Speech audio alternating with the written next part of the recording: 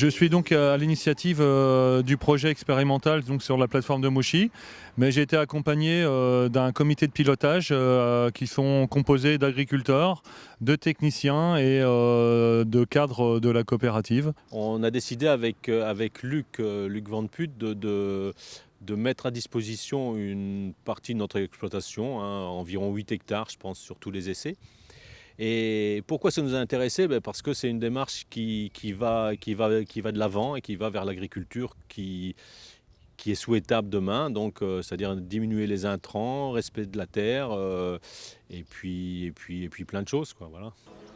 J'y ai participé parce que c'est la seule plateforme actuellement en France où l'on puisse voir à la fois des problématiques de techniques agronomiques comme le strip-till, des problématiques de couverts vivants, des problématiques d'implantation novatrice sur des cultures différentes que sont le colza, le maïs et le blé, avec en plus des localisations d'engrais. Je pense que dans le contexte à la fois environnemental et le contexte économique qui va être plus difficile, ces techniques-là sont des techniques intéressantes pour nous dans la mesure où l'objectif c'est de mélanger ces trois techniques. Alors ça me permet de voir les travaux qui sont faits, parce que je sais ce que ça représente comme masse de travail. Pour le Cetium, c'est vachement intéressant ce type d'essai, de plateforme pour le transfert aux agriculteurs.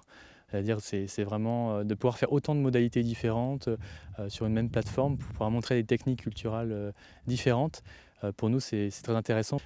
L'originalité ici, c'est la taille aussi de la plateforme. C'est-à-dire que c'est une très grande plateforme cette année qui a été faite sur le colza avec énormément de thématiques différentes. Et ça, c'est l'originalité du site cette année chez Agora. Et c'est pour ça qu'il y a énormément de choses à montrer aux producteurs. On a voulu montrer à nos agriculteurs les méthodes traditionnelles de labour, comparées à des méthodes alternatives, environnementales, avec du strip-till que vous avez derrière moi, et avec aussi notamment l'implantation de couverts dans la culture et en permanence. On s'aperçoit qu'aujourd'hui, il y a peu ou pas d'écart par rapport aux méthodes traditionnelles, avec des très gros avantages, limite de l'érosion, et la présence d'un couvert qui aujourd'hui, il faut le dire, sollicite la présence d'abeilles, mais qui est quelque chose de très prometteur. Là, on trouve ici de la véritable nouveauté qui va être l'agriculture de demain, je pense. Alors, ce qui a été testé ici, on a combiné des techniques de travail du sol différents avec du matériel de semis différent également. Donc avec des techniques innovantes comme le strip-till qui travaille uniquement la ligne de semis.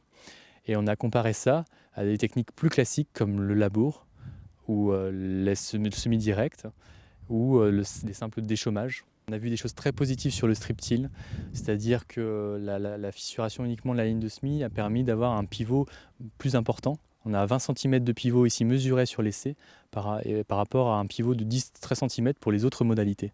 Les adhérents qui n'ont pas participé à la visite de la plateforme auront tous les résultats d'essai. C'est toujours un moment important pour les agriculteurs parce que en fait, c'est un peu l'aboutissement du travail d'un an. Et le fait de visiter les essais, c'est aussi d'avoir les commentaires de spécialistes, des gens qui ont vécu soit l'évolution des essais, soit des spécialistes dans leur domaine qui sont venus apporter leur savoir-faire ou leurs commentaires par rapport à des thématiques bien particulières. Ce que je cherche surtout, c'est à dialoguer avec le technicien ou les représentants des instituts, surtout pour améliorer le raisonnement technique. Il faut absolument voir ces plateformes expérimentales qui, de par leur sérieux, leur répétition et leur taille, permet d'avoir des vraies réponses aux questions qu'on se pose. On a fait une belle campagne d'expérimentation et on a pu obtenir tous les résultats qu'on souhaitait. Pour la saison prochaine, on réfléchit justement sur l'orientation qu'on va donner à cette plateforme. A priori, tout le monde serait déjà partie prenante pour repartir l'année prochaine, mais on a déjà quelques pistes.